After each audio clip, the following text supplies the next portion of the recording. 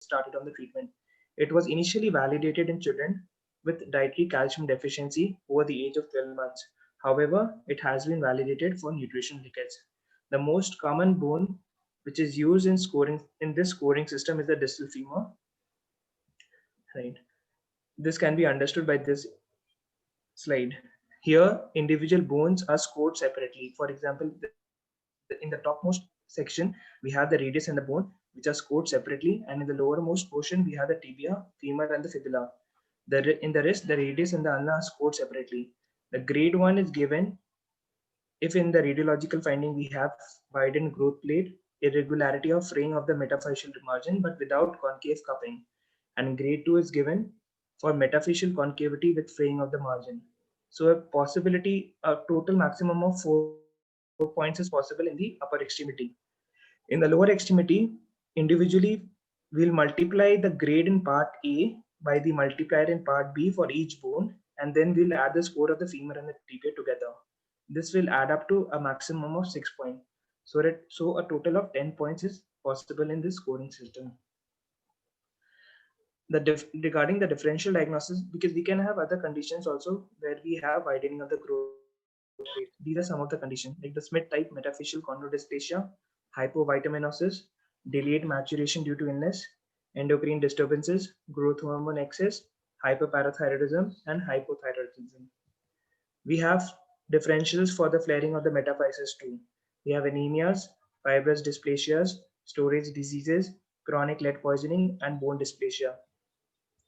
Under the heading of treatment, it needs a correction of the metabolic imbalance. It is only rarely an orthopedic surgical intervention is necessary to correct the skeletal deformities. We need to administer vitamin D for a period of 6 to 10 weeks, and we see a radiological improvement in around 2 to 4 weeks' time. Now comes the next heading of rickets, which is known as the rickets of prematurity.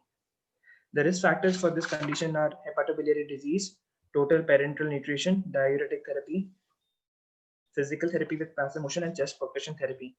Usually these kind of patients, they present to the NICU with pathological fractures.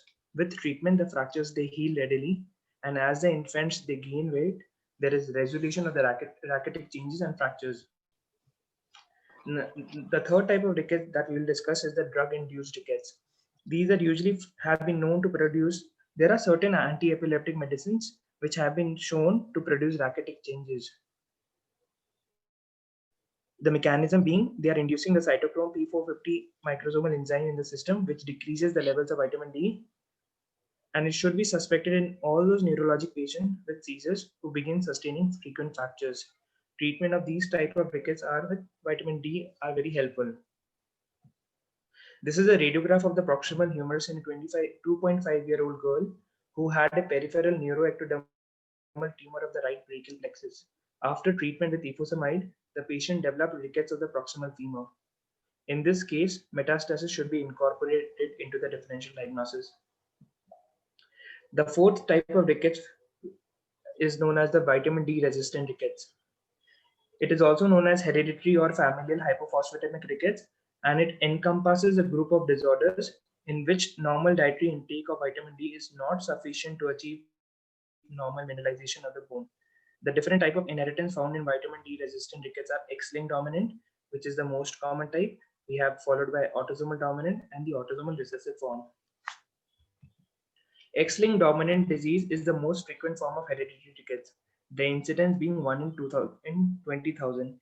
It is considered to be the prototypic disorder of renal phosphate wasting. There is a loss of function of mutation in the FEX gene. The mechanism being, whenever there is a mutation of the FEX gene, there are increased level of FGF23, which is inhibiting the renal 1-alpha hydroxylase that leads to decreased production of 1,25 vitamin D. And also it causes decreased renal phosphate absorption that leads to increased phosphate excretion, which is reflected by hypophosphatemia in blood and hypophosphatemia in urine.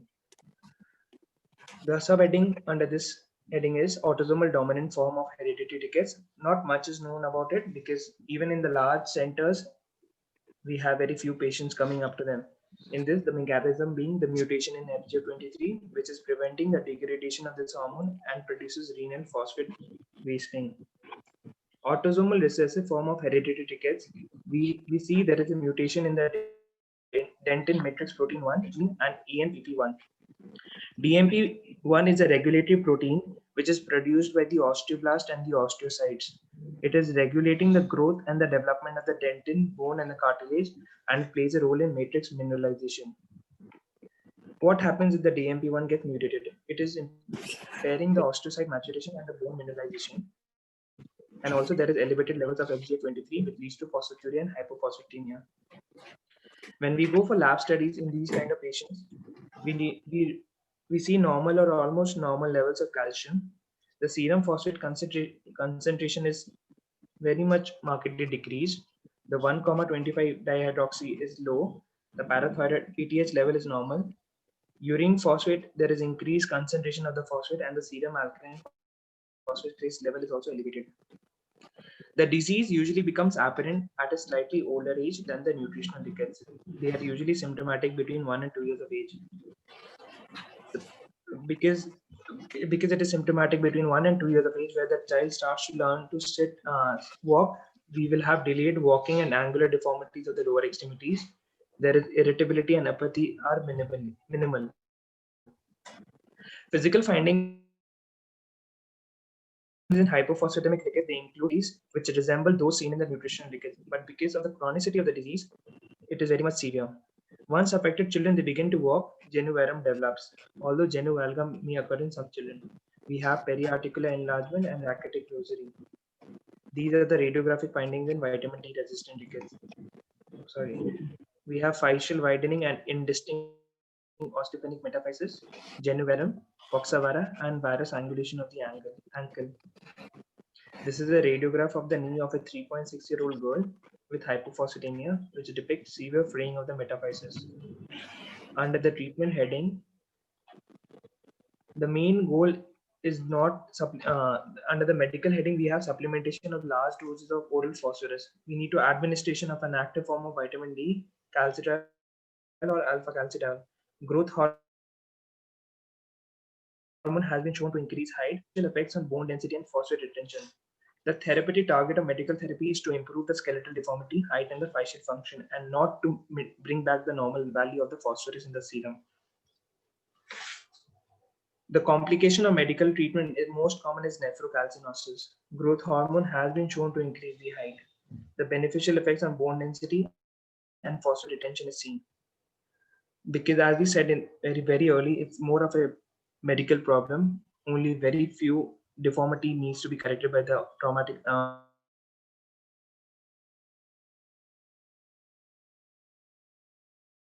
only if the patients are experiencing surgical correction of the angular deformities needs to be done.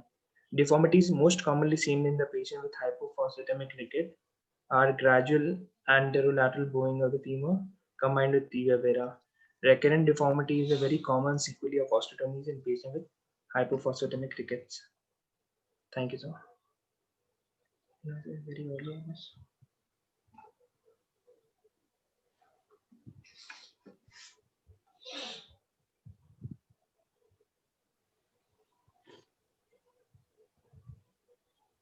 Anuj yes, क्या नाम है student का? अनुज.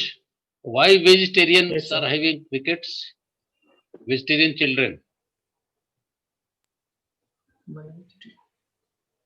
See, you said children with one of the cause of the vegetarian diet.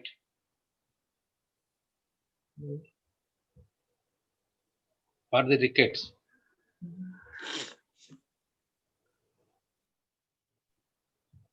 Can you hear? Anuj? Yes, I can hear. So, do you think everybody should be non-veg? No. Then why they should have this rickets? Vegetarian diet you have mentioned once.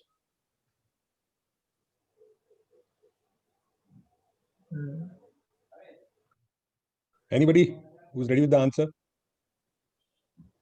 Sir, in one article I read the Indian population, because of the content of melanin, even if they are exposed to sun, the adequacy of vitamin D is not synthesized in their skin. So that is So that is why inherently we Indians are prone for vitamin D deficiency. No, And no. The question is why in a vegetarian diet? yeah, yeah. So, so for that, sir, I do not know why. I have the answer. If anybody else is trying, okay, or else. Okay. Vegetarian. The vegetarian diet provides phytocholesterol, which has to be converted to cholesterol, which is then to be utilized. The Okay. phytocholesterol is not easily convertible to the cholesterol required for conversion into 1-hydroxy or Dehydroxycholesterol. cholesterol. Hmm.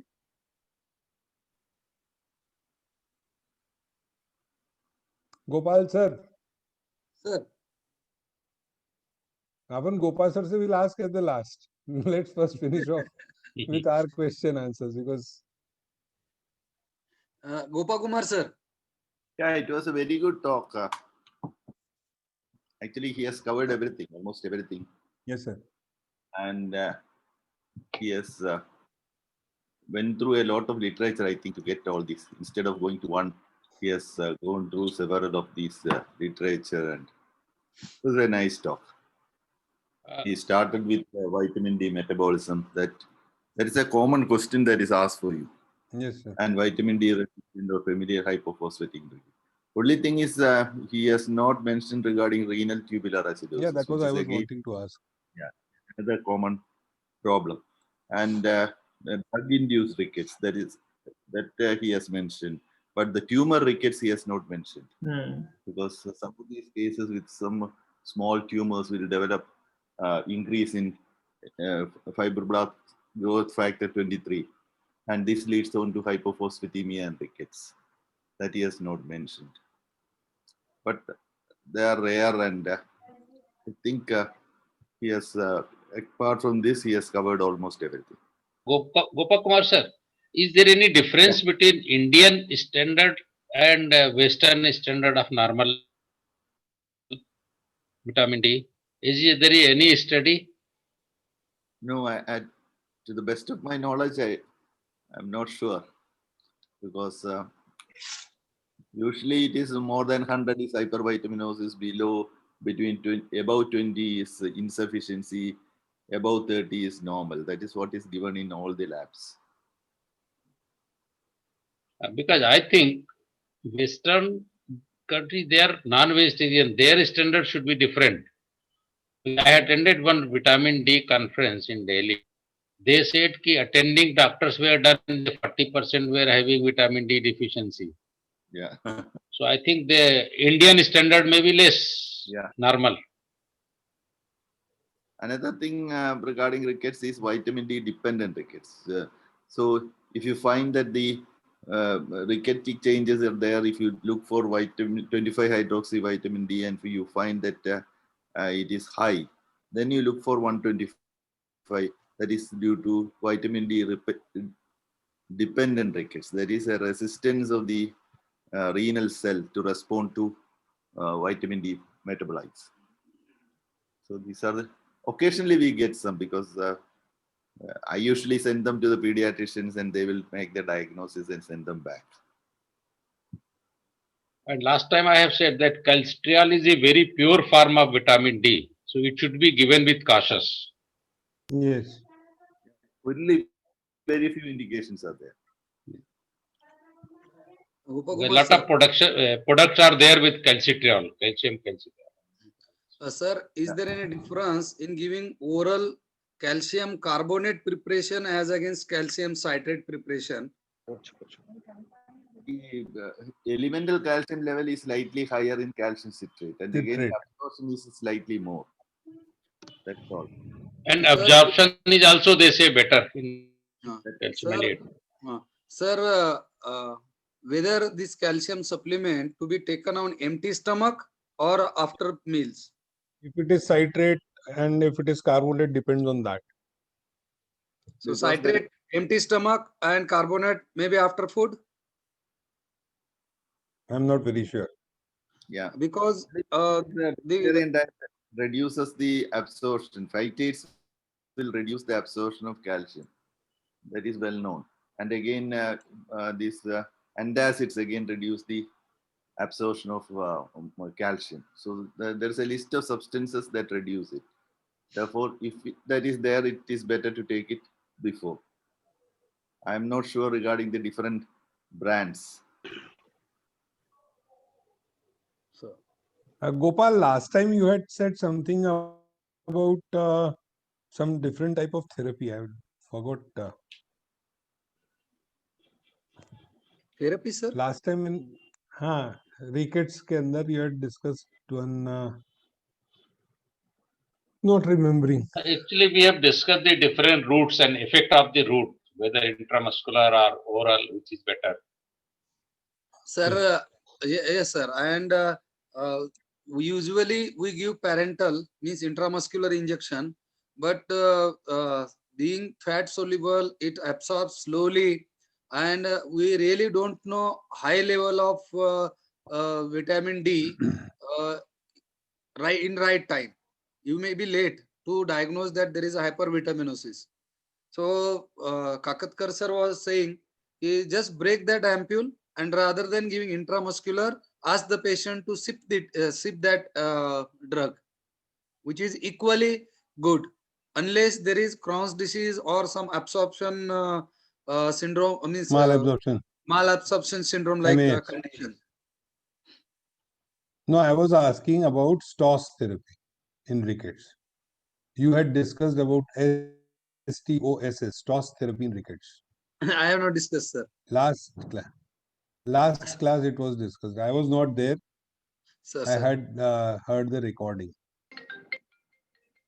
Sir, maybe somebody else must have been discussed that, sir. Okay. So Anuj, next time you are going to tell us about STOS therapy in rickets. Right, sir. Okay. For the I'll do so. important. That is there in my book. So which book? I don't know. Examination.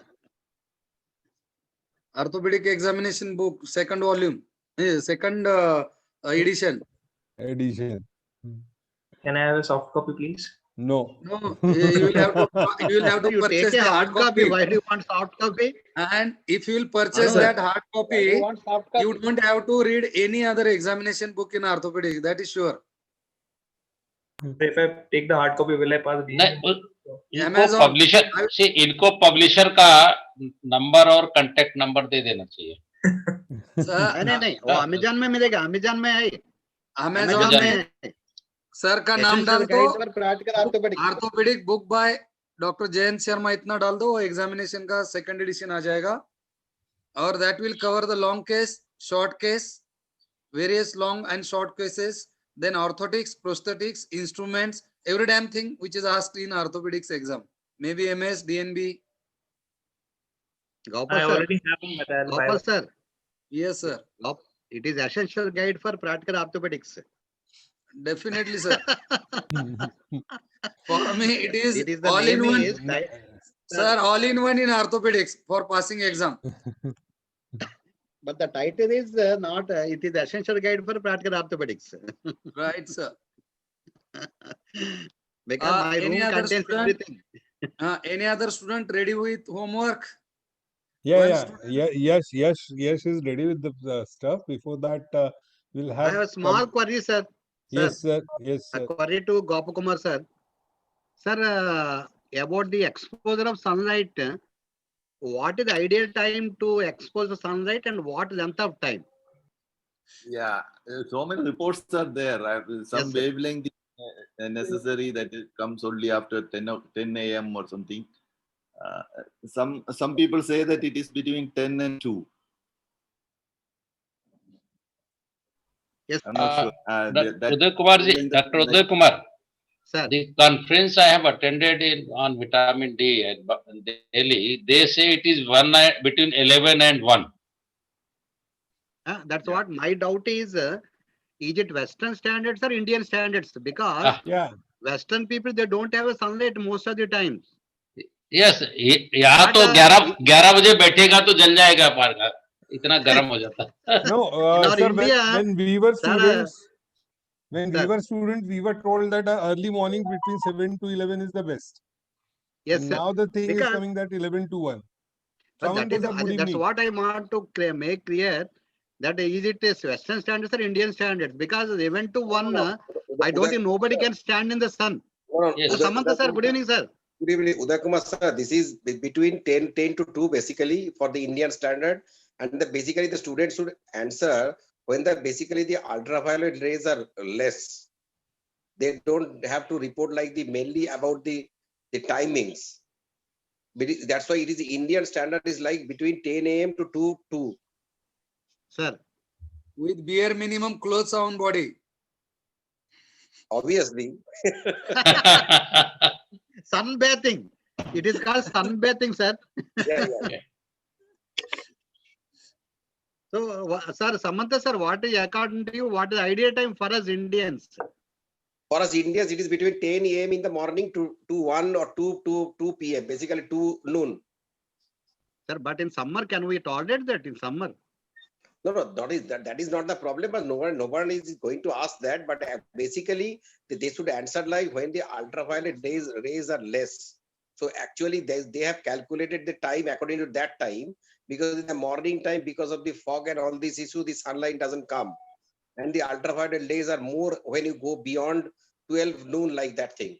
So that's why the timing has been selected like this way. That's why the question is that it is between 10 to 2 o'clock. But for India standard, is most of the important time is between 10 to 12 noon. Okay, sir.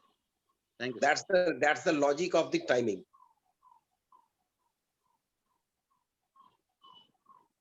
Am I correct, Gopakumar sir? I think Gopakumar sir is the senior most. He might be. Between Gopakumar sir, your final answer. Again, see, the thing is, nobody has conducted any studies or anything. There are so many concepts that are coming. That's all. Yes, sir.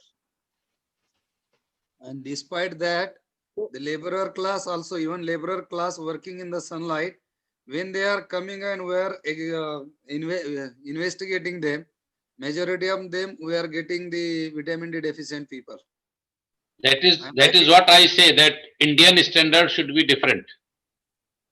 And I think that melanin related theory has to do something, because despite having good sunlight in our country, almost 50 to 60% of our general population, I think, is vitamin D deficient. I think what is we call is deficient, it is normal for Indian. Because they don't have any problem. Labor is having working day and night, no problem. Means it should be a normal. So study should be done, mega study. Yeah. I agree with you, sir. But still, if the vitamin D is around 20 or less than that, commonly weight complaints, fatigue, myalgia, these sort of complaints we get from patients. And one supplement, calcium plus vitamin D supplement is given, they feel better 3 to 6 weeks. They are absolutely back to asymptomatic level. All weight complaints. That is what at least I am observing.